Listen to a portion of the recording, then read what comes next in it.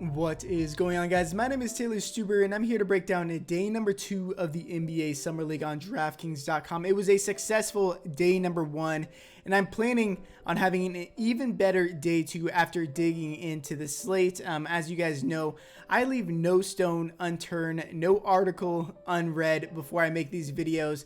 I try to get out the most up-to-date information for you guys in this video. Obviously, this is NBA, and the Summer League on top of that. So a lot of things are changing, but I will continue to update the game notes, the cheat sheets, the lineup cores over on patreon.com. Big shout out to all of the new patrons that signed up yesterday. If you guys want to join, you can get my cheat sheets, my game notes, and my lineup cores that I post over there. It is $25 for the rest of the month, and that includes the NFL preseason on top of the rest of the NBA Summer League. Yeah, I know a lot of you guys were new to that yesterday, and yeah, it was a successful day number 1. And if you guys don't want to spend anything, make sure to join the Discord. That is completely free, linked down below. We're nearing 1,200 members in there. It's going to be in the pinned comment as well. Completely free to join. Would love to see you guys in there, really create a dialogue and get as much information as we possibly can in one spot so we can make educated guesses on where we want to go in these slates moving forward. As always, follow me on Twitter at Taylor Stuber. And then if you guys haven't done so already, or if you guys are new here, would really appreciate if you guys could subscribe, like the video, and then comment below with your favorite play of the day. It really helps out the algorithm, helps me get more views, helps me grow the community, which is the most important thing. Would really appreciate that. But let's just jump right into it.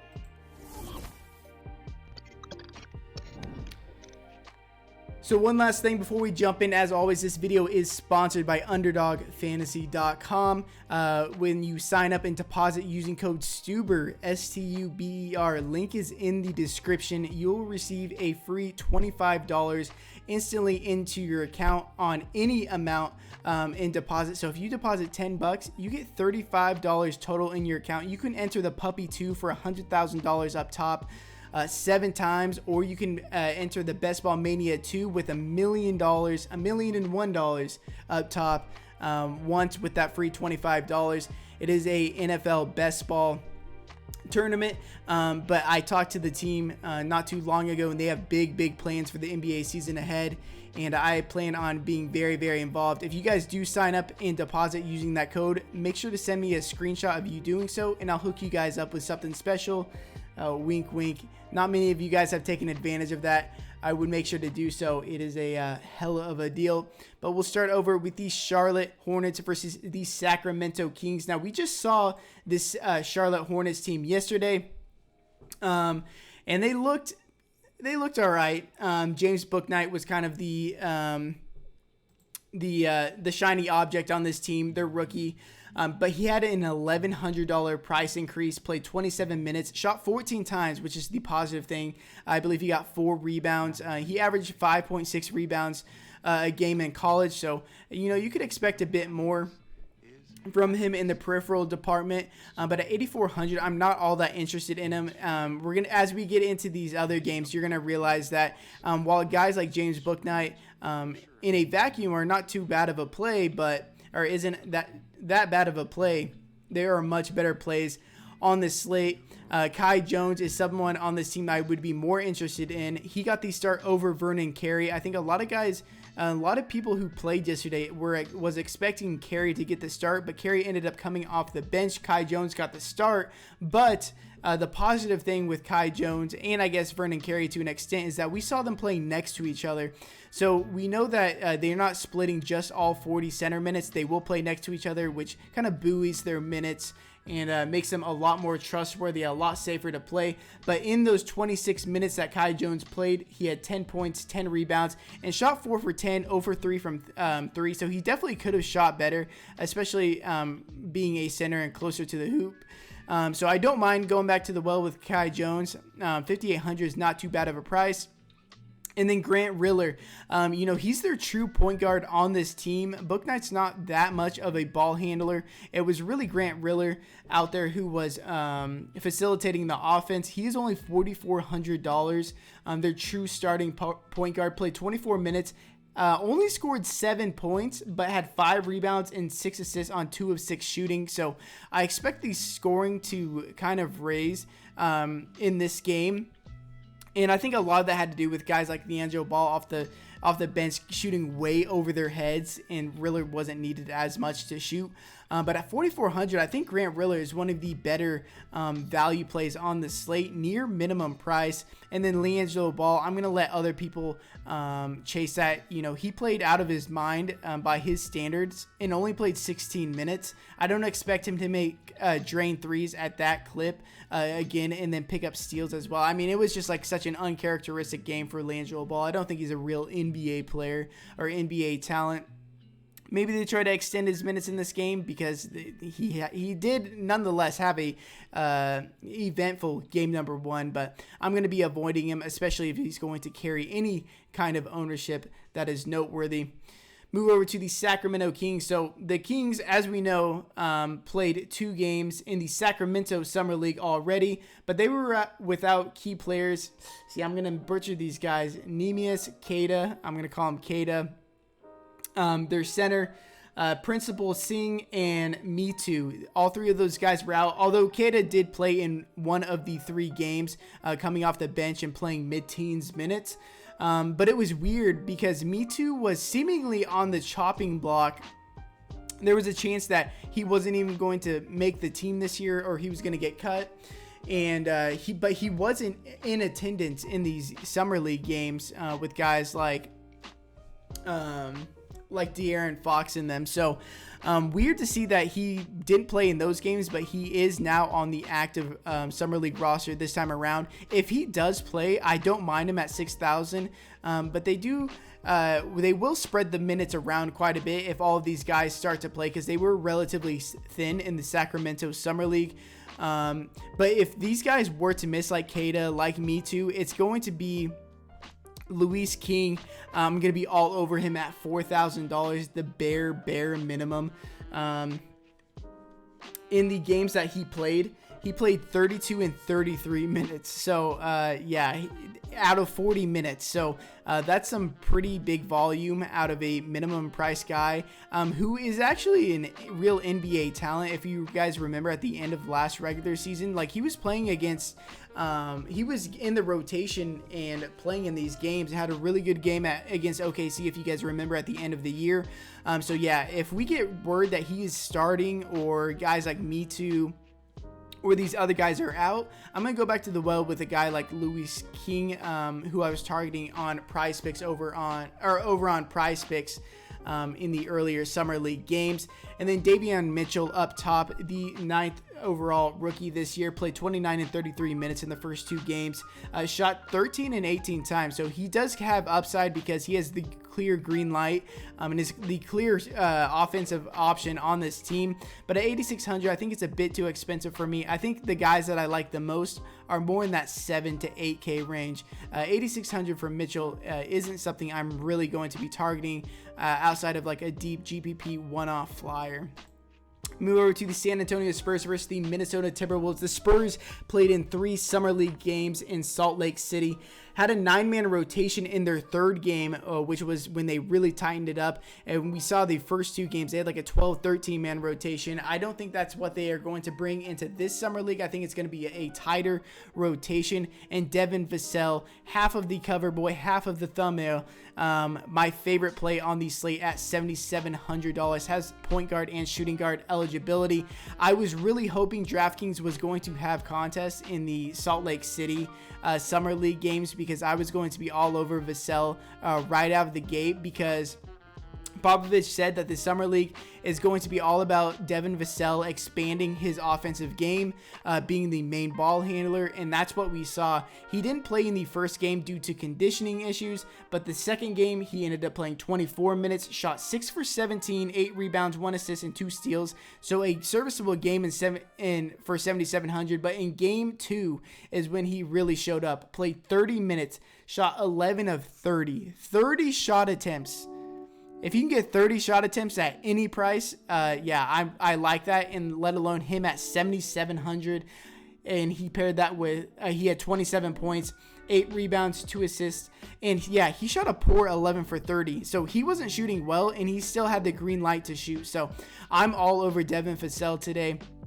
And, you know, you would imagine him to be like the chalk of the chalk. But if we know anything from day number 1 of Summer League, is that the most obvious plays like Agata, like Max Struss, they were like 50% or even lower in these lower dollar contests. So while you think these players are going to be chalk, they're really not going to be as chalky as you think, outside of like guys like Bol yesterday, which we got kind of trolled with the Denver Nuggets rotation, just because they ended up picking up a lot more players the day of than I thought that they were going to. But I digress. I mean, it was still a good day nonetheless. And then Scalabissiere is the other guy I wanted to talk about on this team. Now, he does have the out tag next to him, so he is not out of this game as far as I'm concerned. You know, Draftkings kind of behind on these things. And so, yeah, with him having that out tag, it's going to lower his ownership. That's what happened to Michael Beasley. That's what happened to Kenneth Faried yesterday. That's what happened to Max Struss. But Scalabissiere should be playing in this game. And when they finally tightened up the rotation in the Salt Lake City Summer League, he ended up grabbing the start. He was coming off the bench the first 2 games. You know, he did not have an impressive 3 games in the Summer League whatsoever. But if we go to years past, we know how dominant Scalabissiere can be, especially in games like this where the competition is much lower. He is a very, very dominant per minute producer. And if he gets to start again and plays low to mid 20s in minutes at 4,600, he has a ton of upside. And this is one of the first games on the slate, so we should be able to know if he is in the starting lineup or not beforehand. And of course, I will be announcing that in the free Discord once I find that out. So if you guys want to get more news like that, make sure to join that Discord that is linked below. Move over to the Timberwolves. So the first unit appears to be Wright, Noel, McDaniels, Miller, and Knight. And Noel and McDaniels, you know, from what the beat writers are saying and from what what has happened so far in these summer league practices, is that McDaniels and Noel have the greenest of green lights to shoot in these games, and they're going to get a ton of shot attempts up. And if you look at the rest of their roster, I mean, they are pretty barren when it comes to offensive talent outside of them. So I'm expecting some pretty stellar games out of both these guys. And I think they're going to be a bit lower owned than I would imagine. I think they play mid to high 20s in minutes. So, and they're really not that expensive at 7,200 and 6,900. You know, most of the plays I like today don't go past Devin Vassell at 7,700, and then like the $6,000 to $7,700 range is really where I'm getting the majority of my plays. And then Nathan Knight is probably actually my favorite play on this slate. I'm assuming that he's going to grab the start at 4,900. He played 33 games last year for the Hawks, so he's a legit NBA talent. They absolutely love this guy. He's good at attacking the rim. Very, very active when he's out there. And they are very, very thin in the front court. And I think that they should have like a 9 to 10 man rotation. So his minutes should be pretty secure in the mid 20s, maybe more if we get lucky. But at 4,900, it's hard to argue against Nathan Knight.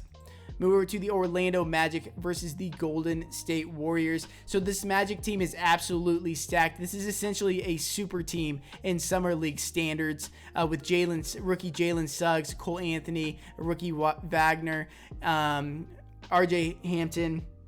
They are very, very stacked, but the prices show. And that's the reason why I'm not really focusing on this team literally at all, because it's much like this Detroit team we had yesterday, or like Team USA when we were playing the Olympic slates, where, you know, there's obviously a lot of talent. Any of these guys can go off on any given night, but we don't know how many minutes we are going to see from these guys. And it's hard to imagine that in a 40-minute game, all of these guys really getting fed all in the same game. So If I'm playing any of them, it's just going to be like a one-off in GPPs, but I'm honestly not going to get to all that many of them. I don't mind John Tesk at 4,800. I expect him to get the start. They are pretty thin in the front court, so he could play, mid-20s minutes on a talented Orlando team. Could get set up for some pretty easy baskets. Don't mind him at 4,800. He's going to be very, very low owned. But I do prefer Nathan Knight at that center position that we just talked about a bit earlier. Golden State Warriors team, a team I'm a bit more interested in. They played in 2 Summer League games in Sacramento. Gary Payton, Moses Moody, and Jonathan Kuminga only played in the second game. They did not play in the first game. So I'm more so looking into that game when I'm looking for what playing time we're going to get and where the production is really going to come from. Moody played 24 minutes, shot 7 for 18, so 18 shot attempts, very good for 6,700, with 7 rebounds, 2 assists. Kuminga played 25 minutes, shot 7 for 14 for 18 points, 3 rebounds, 2 steals, and 1 block. I don't know why he's really priced this high. He's not that great of an offensive player. He's more of a project on this team, which is weird to me in the first place, why Golden State even drafted him. I think it's more of just using him for trade bait, him and Moody.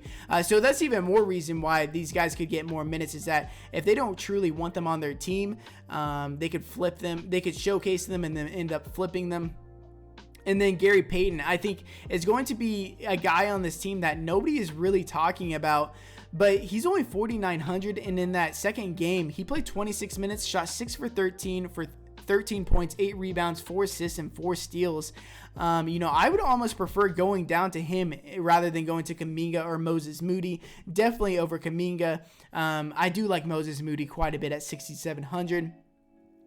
And then Salim Mwagabe, I'm butchering these names, I'm such an asshole. He's only 5,200. Started at center in both of these games. Put up middling games. But that's what we're going to get from a lot of these centers, these starting centers. They're in that 5K range. They're going to play like 22, 24 minutes.